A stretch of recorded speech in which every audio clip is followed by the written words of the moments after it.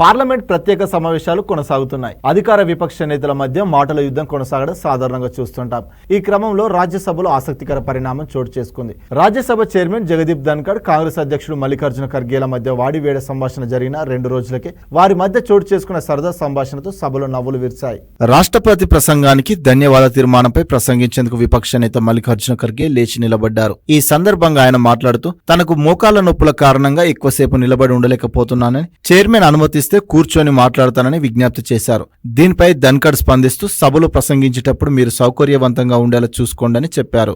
ఒకవేళ ఇబ్బందిగా ఉంటే మీరు కూర్చొని మాట్లాడొచ్చునని, ఆ నిర్ణయం మీదేనని బదులిచ్చారు. కూర్చొని చేసే ప్రసంగం నిలబడి మాట్లాడే చేసేంత ఉద్రేకంగా ఉండదని ఖర్గే నవ్వుతూ చెప్పారు. విపక్ష నేత మాటలతో చైర్మన్ కూడా ఏకీభవించడంతో ఇద్దరు నవ్వులు చిందించారు. ఈ విషయంలో నేను మీకు సాయం చేస్తానని చైర్మన్ ధన్కడ్ అన్నారు. చైర్మన్ కూడా కొన్ని సందర్భాల్లో తమకు సాయం చేశారని, దాన్ని తాము ఎప్పటికీ గుర్తు పెట్టుకుంటామని ఖర్గే పేర్కొనడంతో సభ మొత్తం నవ్వులతో నిండిపోయింది. ధన్కడ్ ఖర్గేల మధ్య కొనసాగిన సంభాషణతో కాంగ్రెస్ అగ్ర నాయకురాలు సోనియా గాంధీ కూడా చిరునవ్వులు చిందించారు.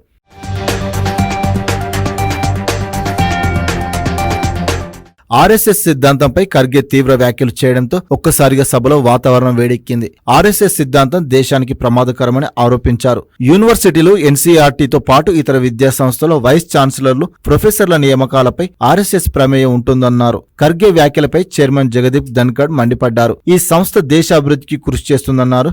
దేశ ప్రగతి కోసం శ్రమిస్తున్న ఎంతో మంది గొప్పవారు దీనిలో ఉన్నారని, అలాంటి వారు ఆర్ఎస్ఎస్ లో భాగమవడం నేరమా అని ప్రశ్నించారు.